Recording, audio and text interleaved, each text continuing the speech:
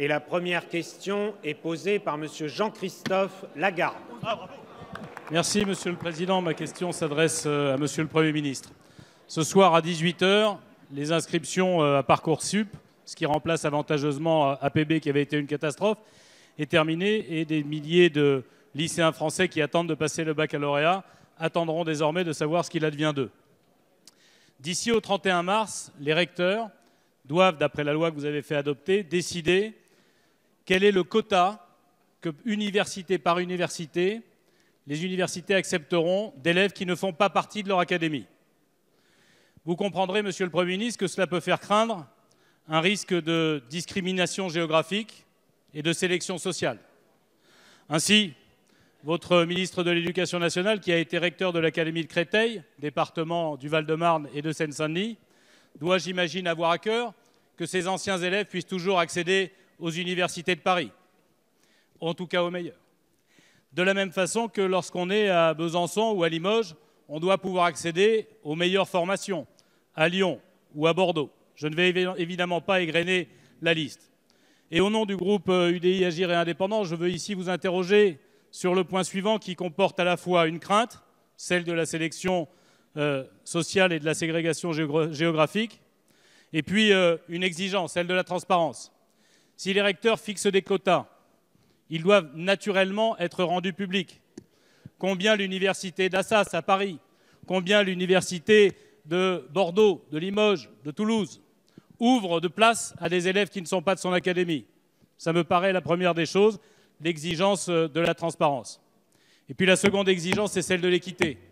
On ne comprendrait pas que certaines universités ouvrent 1, 3, 5% à des gens qui sont extérieurs à leur zone géographique et que les autres soient globalement ouvertes. Monsieur le Premier ministre, je vous demande de garantir à la fois cette transparence et cette équité. Merci, Monsieur le député. La parole est à Monsieur le Premier ministre.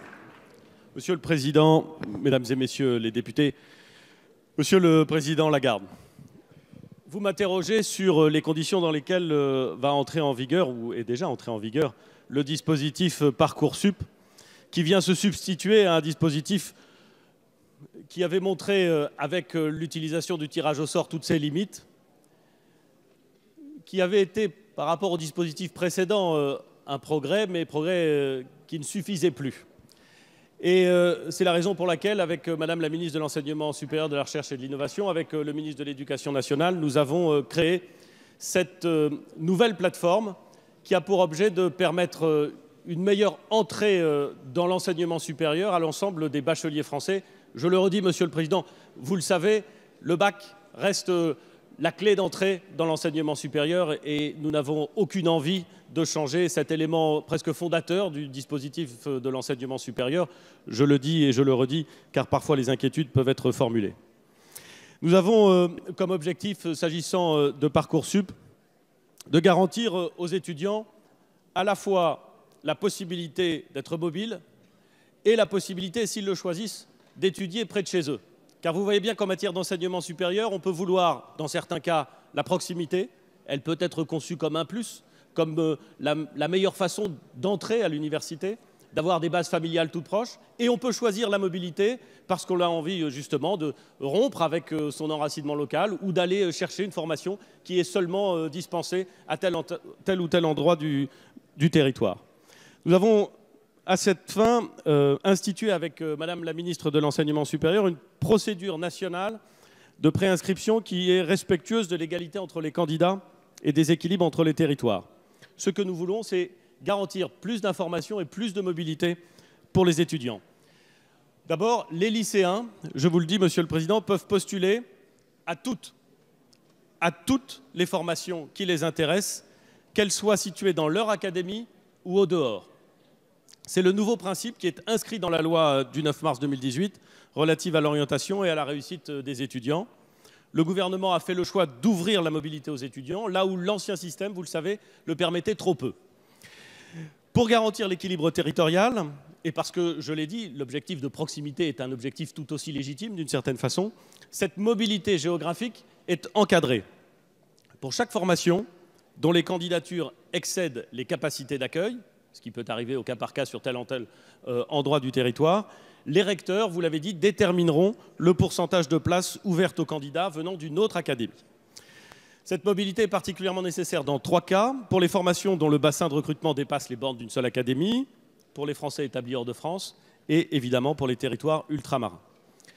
Par ailleurs, je veux l'indiquer, dans le cas des formations sélectives, et il y en a beaucoup, le bassin de recrutement reste national. L'Île-de-France, parce qu'elle concentre à la fois le plus grand nombre de formations et le plus grand nombre d'étudiants, est à l'évidence un cas à part. Ces spécificités sont désormais prises en compte par la loi. Cela nous permet quoi? D'abord, concernant la PACES, STAPS, la psycho, une quarantaine de mentions de licence qui sont considérées comme étant en tension. Le secteur géographique sera désormais la région Île-de-France et non l'académie. Tous les bacheliers d'Île-de-France, quel que soit leur département d'origine, pourront donc candidater pour n'importe quelle PACES ou mention de licence parisienne considérée comme étant en tension. Ça veut donc dire que pour une licence de psychologie, le secteur retenu est toute la région Île-de-France. Que l'on vienne d'un bac parisien à Créteil, à Versailles, il n'y a plus aucune différence entre un jeune bachelier de l'Île-de-France. Un seul cas particulier demeure pour ces filières en tension, je tiens à le souligner. La filière de droit, elle garde un ancrage académique, étant donné l'importance de ces implantations dans toutes les académies d'Île-de-France.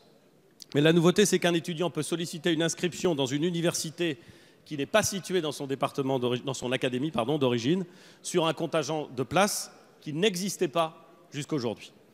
Le seul critère pris en compte, Monsieur le Président Lagarde, c'est la cohérence entre le profil de l'étudiant et les attendus de la formation demandée, ce qui n'était ni possible ni permis dans le système antérieur.